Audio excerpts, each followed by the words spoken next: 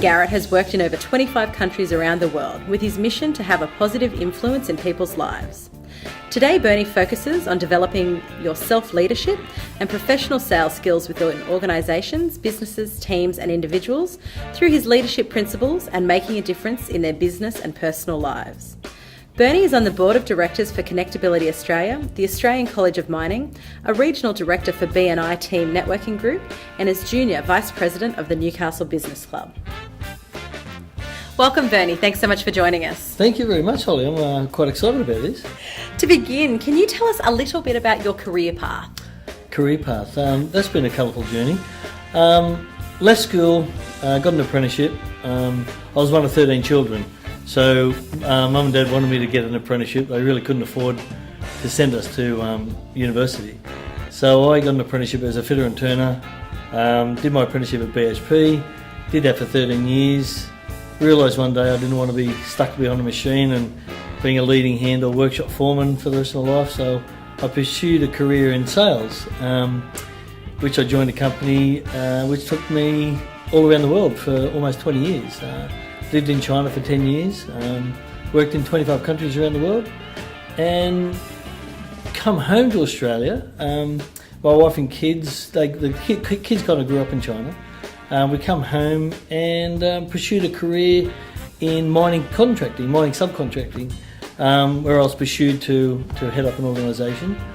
Then, when the mining boom crashed, they get rid of the top heavies, so to speak. So I was retrenched, and it was the greatest day of my life because it gave me the opportunity to start my own company, which was in leadership, which is what I've always been wanting to do for many, many years. So started a company and never looked back.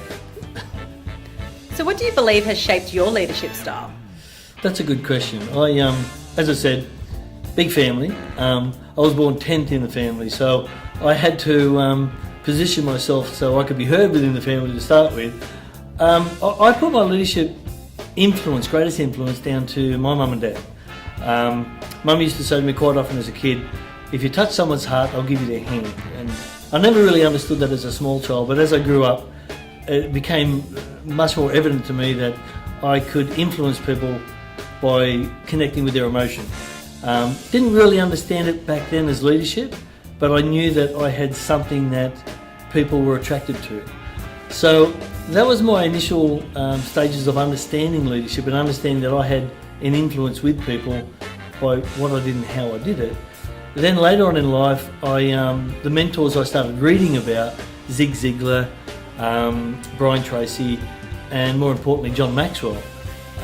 Those, especially John, shaped my leadership style to very much what it is today, and it primarily is about what value I give to someone else, because that's the influencing factor around leadership.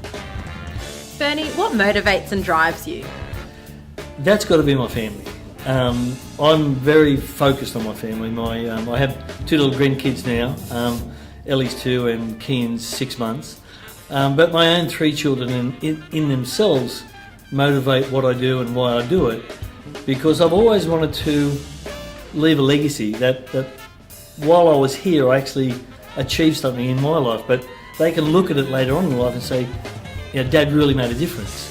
So for me that really drives me in my leadership every day, but just so they're proud of me and what I do, and when they look at my tombstone one day and they look at the date I was born, the date I died, I want to have a look at the dash in the middle and everything that I could put on the middle of that dash. And for me that drives me, and again it comes back to my family, my wife, my kids and my grandkids. So yeah. What is your key tip for effective leadership? That's another great question. I think for me it's about adding value. If you can add value to another person's life, you become an influencer. And the only definition for me about leadership is influence. And if I can influence someone by adding value to them, then they see me as someone that they want in their life and vice versa. So for me, the number one tip for leadership is adding value. Be true, be honest. It's about having that integrity that people are drawn towards. I don't want to be anybody that nobody else wants to be around. So if I can add value to someone and they feel good about that, then it's a big tick for me. It really is a big tick. And to finish today, Bernie, what local business person do you find inspiring?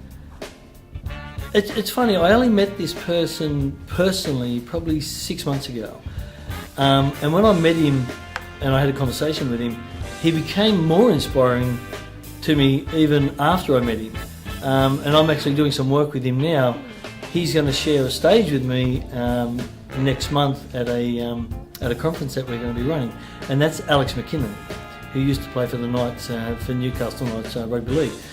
Alex is an incredibly inspiring person, and he's on a leadership journey himself to discover who he is and how he can be more effective in what he does. And he works for the Newcastle Knights as we speak, but he is such an inspiring person because everything that he's gone through, everything that he wanted to achieve in life, and now where he is today, and those goals they were changed.